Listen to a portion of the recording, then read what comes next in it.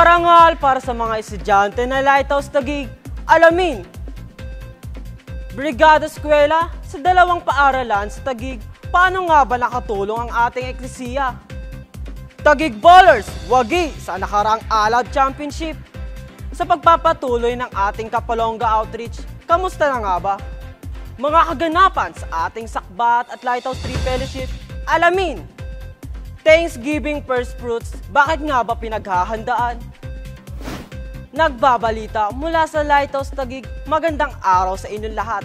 Ako si Kenneth Villapana, magbabalita sa inyo ng mga kaganapan sa ating eklesiya.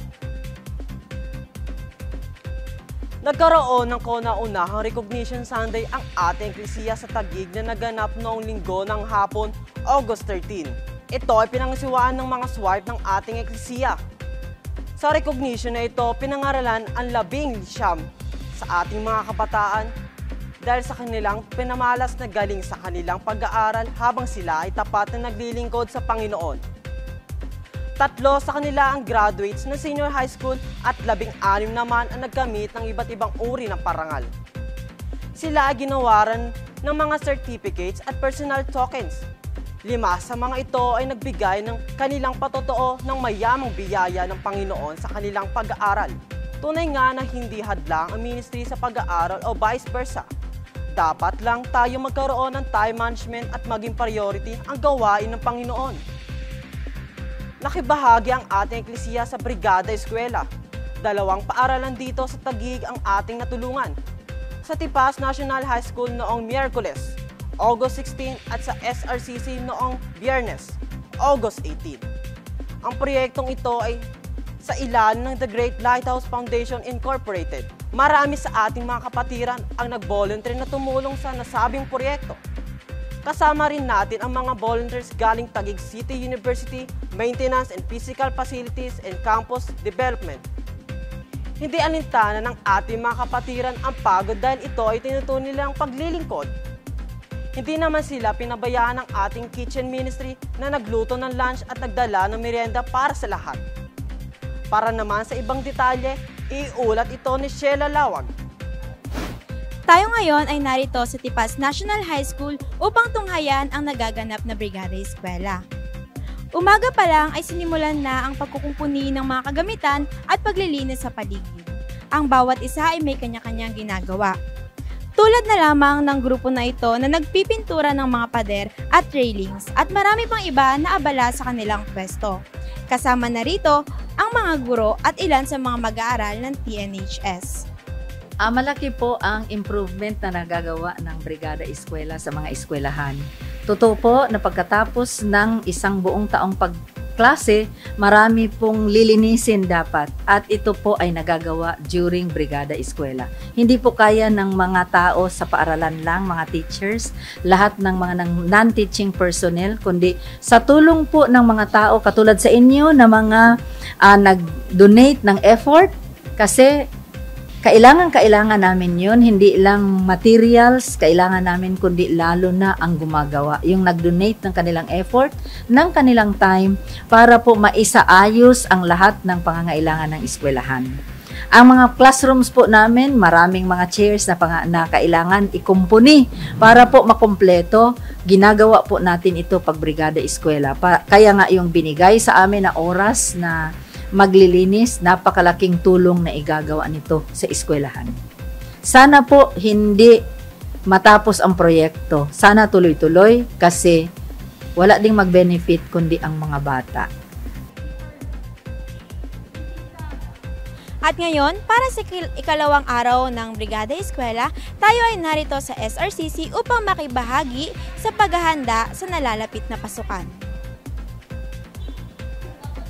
Atin ang natutunghayan ng kasalukuyang ginaganap na Brigada Eskwela dito sa SRCC. At makikita nga natin na bising-bising ang lahat sa kanilang mga ginagawa at pwesto. Tulad na lamang dito sa silid-aralan na ito na nagpipintura ng mga upuan at may sarili-sarili din silang ginagawa.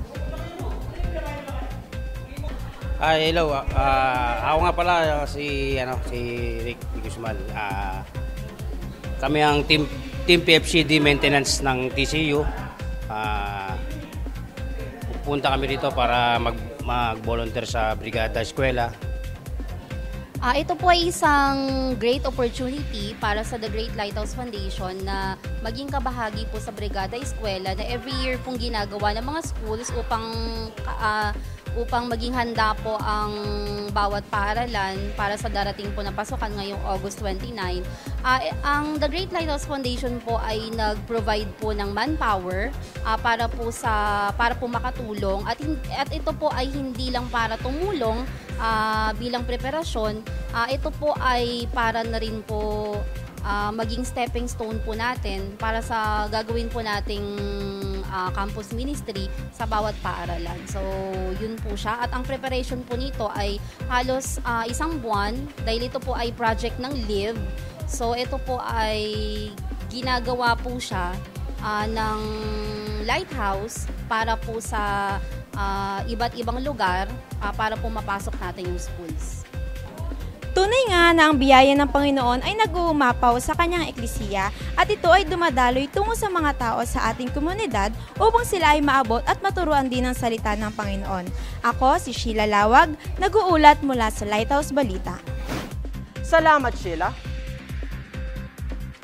Para naman sa balitang sports, wagi ang Taguig Bowlers sa natapos na Alab Championship.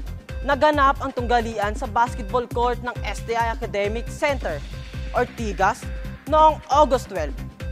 Lamang ng 7 puntos ang ating malalaro laban sa Tatalon Vikings na may final score na 53-46. Dahil dito, nasungkit ang second place ng ating Taguig Bowlers at naging player of the game naman si Daniel Espinosa. Samantala, go na go naman ang ilan sa ating mga kapatiran na sumama upang sumuporta at mag-cheer sa kanila.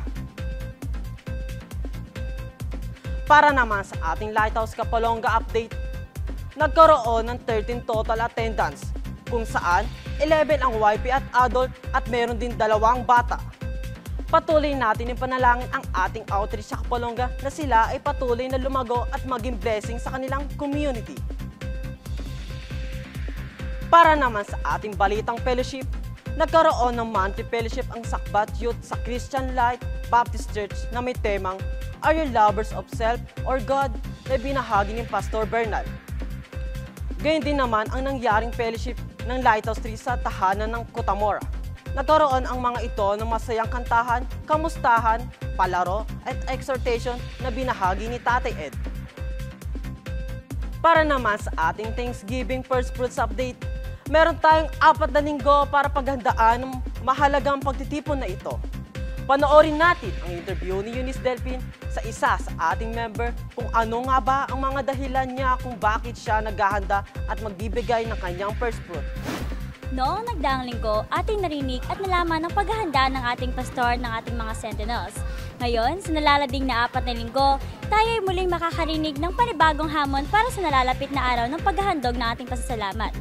Kasama natin ang isa sa matapat na miyembro ng Lighthouse 1 na si Tatay Donald Papa upang ibahagi ang kanyang paghahanda at mga dahilan ng pagpapasalamat para sa darating na First Fruit Thanksgiving sa September 17.